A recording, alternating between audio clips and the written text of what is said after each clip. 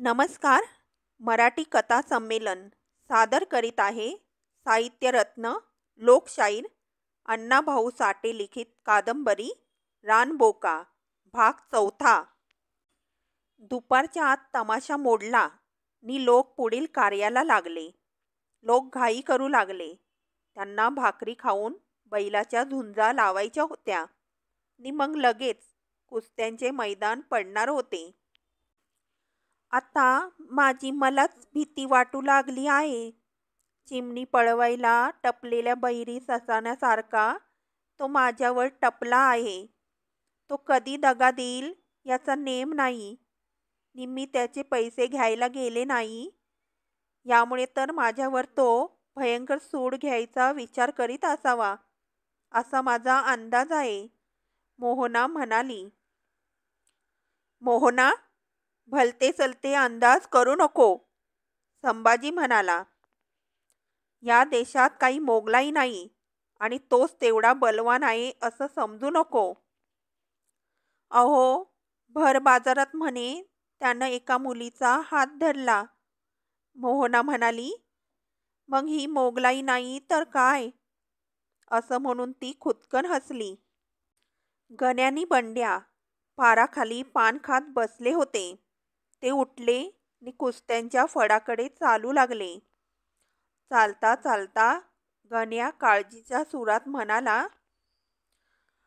बंड्या लेका, मोहना तमाशा करून निघून गेली. ती माझ्या हाती कशी लागायची? आता एकच उपाय. कंटार तो तुम्हासनी ठाव हाय. अरे सांग की. अहो, आपण रोज करतो तेच करायचं. अरे पण काय लेका, असा बचकट पाणी का धरतोस? सांग की चटकन. ह्या देखण्या मोहनाला आपुनी खिंडीत गाठायची. पर कवा? आजच. ठीक आहे. त्याच वेळी मोहनाची गाडी खिंडी पलीकडे गेली होती. तिच्या गाडीबरोबर संभाजी होता. त्यामुळे ती निर्भय होती नि गाडी बैल खिंडीच्या उतारानं गाडी पळवीत होते. आणि जेव्हा मोहना गेल्याची बातमी गण्याला समजली तेव्हा त्याची दारुण निराशा झाली. पण पुन्हा त्यानं मनाची समजूत घातली. तो म्हणाला, जाऊ दे की. एका लुगड्यावर बायको म्हातारी होत नाही. शिवाय तिच्याबरोबर संभाजी होतात. जरी आज गेला तरी उद्या हा उगवणार आहे. आणि परिस्थितीनं कलाटणी घेतली होती. मोहनाचा लौकिक वाढला होता नि तिचे संभाजीवरचं प्रेम द्विगुणित झाले होते. तिला त्याच्या वाचून क्षणभरही करमत नव्हते. परंतु माझ्या प्रीतीचं पुढं काय होईल हा एकच प्रश्न तिच्यापुढे होता. नामा नेर्लेकराचा फण त्या खोऱ्यात गाजत होता. पुढं नामा नेर्लेकर नि त्याच्या मागं पैसा पळत होता. गण्या शांत नव्हता. त्याने आपले सर्व लक्ष दत्तू बेंद्रेवर केंद्रित केले होते. त्यानं डोकं धरलं होतं नि एका संधीची तो वाट पाहत होता. कारण 500 रुपये आणून दे, नाहीतर मी तुला ठार मारीन, या त्याच्या सांगाव्याला दत्तू बेंद्रेने तितके जबर उत्तर पाठवले होते. ते असे की, 500 ऐवजी मी तुला कुऱ्हाडीचे 500 घाव देईन, तयार राहा. त्यामुळे गण्या पेटला होता. 2 बैलगाड्या पूर्वेकडे निघाल्या होत्या. एका गाडीत मोहना शांत बसली होती. तिच्या शेजारी चिमा बसली होती. नामा नेर्लेकरानं ही तरुण देखणी चिमा नुकतीच आपल्या फडात घेतली होती आणि ही चिमा मोहनाबरोबर नाचत होती. एका गाडीत पुरुष मंडळी बसली होती. नवीन पोशाख, नवीन सनग, काही नवीन माणसं, यामुळे नामा नेर्लेकराच्या फडाचे वैभव वाढत होते. 2 गाड्या मंद गतीने चालत होत्या आणि त्यांच्या मागून नामा नेर्लेकर नि धोंडीराम सोंगाड्या हे दोघं ढेंगा टाकीत पायीच चालत होते. ते चालत चालत आपल्या पुढील भवितव्याचा विचार करीत होते. नामा नेर्लेकरानं डोकीला डाळिंबी रंगाचा जरी फटका बांधला होता नि अंगात जांभळा भगरम कोट घातला होता. धोंडीरामानं डोकीला गुलाबी पटका बांधून जरीच्या उपरण्यानं कंबर बांधली होती. त्याच्या कानातला वासील तेलाचा बोळा दरवळत होता. त्याचा तमासगिरी थाट चटकन डोळ्यात भरत होता. त्याची ऐट भारीच होती. परंतु कोण कोणाशी बोलत नव्हते. अखेर धोंडीराम म्हणाला, नेर्लेकर, गप्प का? बोला की. असं वाच्या बसलागत का करताय? कसल्या विचारानं आज तुमच्या डोक्यात तमाशा उभा केलाय ते तरी सांगा. सांगू? ऐका, नामा नेर्लेकर म्हणाला. मी आपलं मोरं कसं होईल ह्याचा विचार करतोय. आपलं हे आजचं सुखाचं दिवस असंच राहणार का? ते सारं त्या मोरच्या गाडीत बसलेल्या बयेच्या हातात आहे. धोंडीराम मोहनाच्या गाडीकडे बोट करून म्हणाला. आपलं सुखदुःख तिच्याच मुठीत आहे. ती बयाच आता दुसऱ्याच्या मुठीत आहे त्याचं काय? नामा नेर्लेकर मधीच म्हणाला. आजकाल ती तशीच करतीया, कानात वारं शिरलेल्या कोकरावानी. भले, अव मी बी तेच बोलणार होतो, धोंडीराम म्हणाला. ती चौगुल्याच्या मिठीत गेली या, तेव्हा आपण तिला आपल्या मिठीत घेतली पाहिजे. पर कशी? नामा नेर्लेकर कळवळून म्हणाला. अव ती तर माझ्या वाऱ्याला उभी राहीना. वाऱ्यावानी पळतीया. पळणारच की, धोंडीराम म्हणाला. कारण आता तिला पंख फुटल्याती आणि संभाजीचं बळ तिच्या अंगात भरलं, मग ती कुणाला का म्हणून डरल? म्हणूनच म्हणतो, नामा नेर्लेकर म्हणाला. जर ती माझ्या ताब्यात आली तर माझ्या मनासारखं झालं तर या खोऱ्यात आपला हात कोणीच धरणार नाही. नेर्लेकर, पर या बयेचा हात त्या संभाजीनं धरलाय त्याचं काय? धोंडीराम म्हणाला. त्याच्या हातातून तिचा हात सोडवणं कठीण आहे बरं का. मग काय करावं म्हणता? नामानं विचारलं. हे काम डोकस्यानीच केलं पाहिजे, धोंडीराम म्हणाला. डोकस्यानी म्हणजे दमानी इकतीनं. नाहीतर हे पाखरू आज गाडीत बसलंय ते गगनाला जाईल आणि आपल्या काखला झोळ्या येतील. मग तुम्ही सांगा की इगत, नामा बोलला. सांगतो, पर वाईच कळ काढा, धोंडीराम म्हणाला. मी ते सारंच बाळत पण करतो, पर तुम्ही उगीच तिला डिवचू नका. मी काहीच करीत नाही, नामा नेर्लेकर म्हणाला. तुम्ही जे करायचं ते करा, पर तिनं फळ सोडू नये असं करा. करतो, तुम्ही गुमान बघा, धोंडीराम म्हणाला. मी हे भूत बाटलीत घालतो मग तर झालं.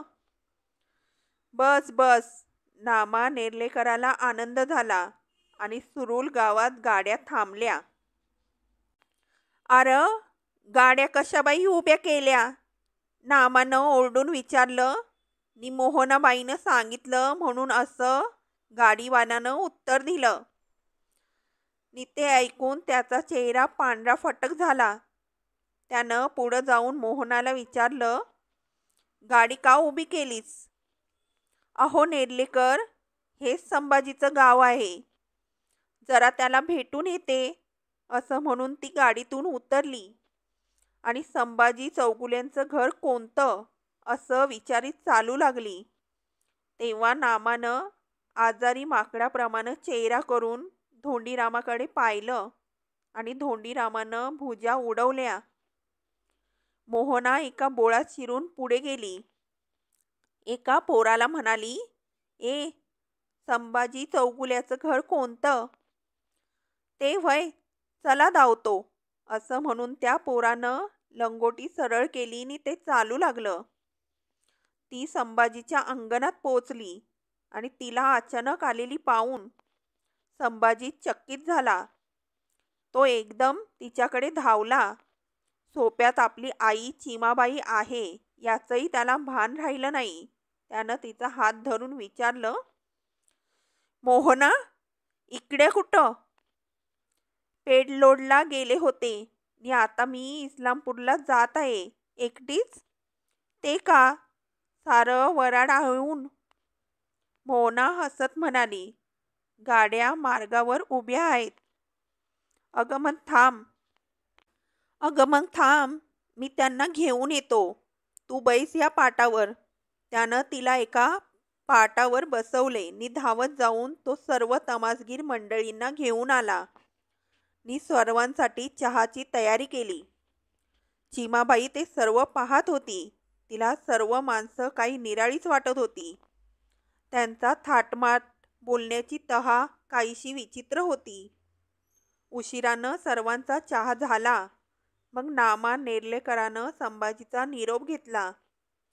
सर्व तमासगीर वाड्याबाहेर गेले, परंतु मोहनाचा पाय तेथून निघतच नव्हता. ती तो वाडा अगदी निरखून पाहत होती नि चटकन संभाजीच्या डोळ्यात नजर घालीत होती नि तोंडाला पदर लावून हसत होती. तेव्हा चिमाबाई जवळच होती. ती तो प्रकार पाहत होती. तिला ते मोहनाचं हसणं, बोलणं सारंच विलक्षण वाटलं नि त्यांच्या संबंधाविषयी तिला संशय येऊ लागला. तिला संशय आला. तिनं विचारलं, संभाजी, कंचार गावचं हे वराड? कोल्हापूरचं. संभाजीनं थाप मारली नि मोहना हसत म्हणाली, जाते मी. वाट पाहत असतील माझी. आता कधी भेटशील? त्यानं विचारलं. सांगाल तेव्हा नि सांगाल तिथं. ती हसली. बरं, मग जाऊ? राहा म्हटल्यावर तू का राहणार आहेस? असं हो काय? अगं खरंच की. कारण खरंच की. कशी राहू सांगाल का? मोहना थट्टा केली. चल. आणि ती हसत वाड्याबाहेर गेली. चिमाबाईला मोहनाचा संशय आला. गंभीर चेहरा करून ती मोहनाचा विचार करू लागली. तोच मूळव्याधाचा आबा आला आणि म्हणाला, काकी, हे तमासगीर कशाला आलं होतं? आबाच्या प्रश्नानं चिमाबाईचा संशय अधिकच दुणावला आणि ती मनात चरफडली. त्या रात्री चिमाबाईला मुळीच झोप लागली नाही. ती एकच विचार करीत होती, बाई देखणी आहे, पण ती तमाशात नाचणारी आहे. तिच्या नादानं संभाजी हातचा जाईल नि चौगुल्यांच्या या घराला कलंक लागेल. आता काहीतरी केलंच पाहिजे, ती मनात म्हणत होती. एकुलतं एक लाडकं मूल म्हणून मोकळं सोडलं, पण त्याचा परिणाम विपरीत झाला असं म्हणायला काहीच हरकत नाही. ती बाई त्याच्याकडं कशी पाहत होती. तिच्या बोलण्यात नि हसण्यात काही निराळाच भाव भरला होता. ती संभाजीवर निश्चितच भुरळ घालणार किंवा कदाचित घातलीही असेल, कोणी सांगावं. आणि संभाजी एककल्ली आहे, हट्टी आहे. जर तो त्या बाईला भाळला तर तो तिला वाड्यात आणायला मुळीच कचरणार नाही. कुणाला भिणार नाही की कुणाचंच ऐकणार नाही. आता आपण काहीतरी लवकरच केलं पाहिजे. रात्र कधी संपली आणि कधी उजाडलं हे चिमाबाईला मुळीच समजले नाही. चैत्र महिना संपून वैशाख निघाला होता. जत्रांचा मोसम सरल्यामुळे सर्व तमासगीर बेकार होऊन बसले होते. मोहना आपल्या गावी गेली होती. नामा नेर्लेकर स्वस्थ बसला नव्हता. तो दररोज आपल्या फडातील कलावंतांच्या गावी जाऊन बस्ती करीत होता. फडाचा मालक म्हणून तो कलावंत त्याची उठबूस करीत होता. मटण, दारू, चहा नामाची चैन होती, परंतु त्या कलावंताचा जीव जात आहे याची त्याला पर्वा नव्हती. तो हट्टानं दारू मागत होता. मटणाशिवाय घास घेत नव्हता. दारू पुढं आली की तो खुलत होता. परंतु त्याच्या या जाचानं सर्व कलावंतांचे चेहरे रडकुंडीला आले होते. काही दिवस तसेच गेले आणि मग कंटाळून सर्व तमासगीरांनी एकत्र येऊन विचार केला. नामा नेर्लेकराचा बंदोबस्त करायचा त्यांनी निर्णय घेतला. एकाच दिवशी सर्वांनी नेर्लेकराच्या घरी जायचं नि हालायचं नाही असा त्यांचा निर्धार झाला. नेर्ली गावचा बाजार भरला होता. वांगी, कांदे, एक मिठाईचं दुकान, पानाचं कुडतान मारून बसलेला आत्तार, कुपना नदीतील माणसं मारून ते मांडून बसलेला भोई, असा तो बाजार. एका कोपऱ्यात खाटकानं बोकड मारून मटणाचा व्यापार सुरू केला होता. 2-4 बोकडं त्याच्या मागं उभी होती. एक संपलं की खाटीक दुसऱ्याला आडवं करीत होता. सर्व बाजारात त्याच्याच मालाला तेजी आली होती. नामा नेर्लेकर बाजारात आला. त्यानं थोडंसं मटण घेतलं, पान सुपारी घेतली नि चहाच्या हॉटेलात गेला. तो 2 तमासगीरांनी त्याला रामराम ठोकला. नामा आनंदित झाला. त्यानं 3 पेशलची ऑर्डर दिली आणि त्याच वेळी दुसऱ्या तमासगीरांनी मुजरा केला. मग मात्र नामा विचारात पडला.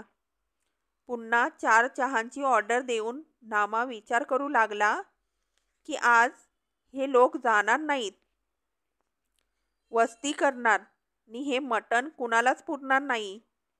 हत्तीच्या दाढेला जिऱ्याचा दाना तसं होणार. थोडं मटण घेतलंच पाहिजे.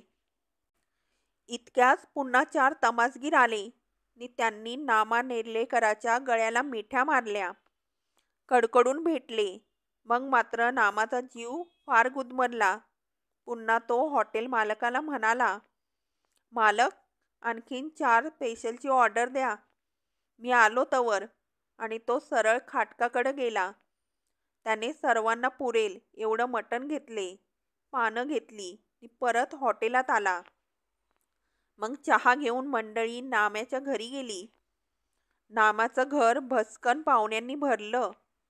सर्व तमासगीर पानं खान सोप्यात बसले आणि घरात मटण चुलीवर चढलं.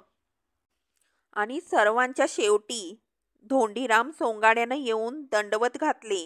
म्हणाला, देवा, नामदेवारावांचा मी पामर भेटीला आलोय. या या या. सर्वांना आनंद झाला. नि धोंडीराम सोप्यात गेला. त्यानं चूळ भरली, हातपाय धुतले, उगीचच कडाडून जांभई दिली. म्हणाला, बायला, आज कुणाचं तोंड बघितलं कुणाला ठाव. सकाळपासनं शिप्या भारबी चक्क मिळाल्या नाही. जर ते वसाडत तोंडच माणूस मला सापडलं तर त्याचं दातच पाडीन. ते ऐकून सर्वजण हसले. नि केरू ढोलकीवाण्यानं विचारलं, मग म्हणणं काय हाय तुमचं ते सांगा. काय सांगून फायदा. आता या जन्मी तरी मला चहा मिळणार नाही. नामा गुमान ऐकत होता. तो उठून घरात गेला नि गुळाचा 12 कप चहा घेऊन सोप्यात आला. तेव्हा सर्वांना आनंद झाला. धोंडीरामानं टाळकं खाजवलं नि जागीच अंग घुसळून बसला. नामानं पहिला कपभर धोंडीरामाला दिला नि धोंडीराम मिटक्या मारीत चहा पिऊ लागला. तेव्हा केरू म्हणाला, काय धोंडी, मिळाला का ह्या जन्मी चहा. वैर बाबा, मिळाला. धोंडीराम म्हणाला, कारण ही नामदेवाची कृपा झाली म्हणून. चहाची गंगा पोटात गेली. आता काय पान. संध्याकाळ झाली. दिवं लागलं नि मग जेवणाची वेळ येऊन ठेपली. सोप्यात बसलेले सर्व तमासगीर घरातील कानोसा घेत होते नि सर्वच जण मोठमोठ्यानं जांभया देत होते. धोंडीराम तर वरचेवर जांभया देत होता नि तोंड वासून तोंडापुढं टिचक्या वाजवून विठ्ठला विठ्ठला असं मोठ्यानं म्हणत होता. अखेर घरात स्वयंपाक तयार झाला आणि नामा वाढायची गडबड करू लागला. त्यानं सर्वांना ओळीनं पंक्तीला बसवलं. सर्व तमासगीर पंगत करून बसले तेव्हा धोंडीराम हळूच म्हणाला, आता हायगय करू नका. आपण रणात मरायचं नाही, आज अन्नात मरायचं. घरात भाकरीचा कण उरू देऊ नका. जेवण वाढलं आणि सर्व तमासगीर जेवू लागले. रणात मरण्याऐवजी आज अन्नात मरायचं असं ठरवून ते जेवू लागले. भाकरीचा फडशा पडू लागला. मटणाचं कोड्यास चुरलेल्या भाकरीत गारद होऊ लागलं. आणा भाकरी, एकजण म्हणाला की दुसरा म्हणे आणा वाईस कडान. नामाची भंबेरी उडाली होती. तो वाढीत होता. त्याची बायको वैतागल्यागत करीत होती. ती वरचेवर कालवनाच्या गाडग्याचा अंदाज घेत होती. नी नुकतंच आंदण बाहेर पाठवीत होती, पण बाहेर मागणी वाढत होती. शेवटी केलेले जेवण फस्त करूनच ती पंगत उठली आणि सोप्यात ढेकर देत बसली. मग ते सर्वजण पान खाऊ लागले आणि घरात पुन्हा जेवण होऊ लागले. सकाळी 12 कप चहा झाला. नामाला वाटले हे लोक चहा घेऊन जातील, पण ते सर्व नदीला आंघोळीला गेले आणि दुपारीच आले नी जांभया देत सोप्यात बसले. पुन्हा आमटी भाकरी तयार झाली आणि धोंडीरामानं सर्वांना दाबून खा अशी खूण केली आणि त्या सर्वांनी कहर केला. घरात चतकोरही भाकरी राहू दिली नाही.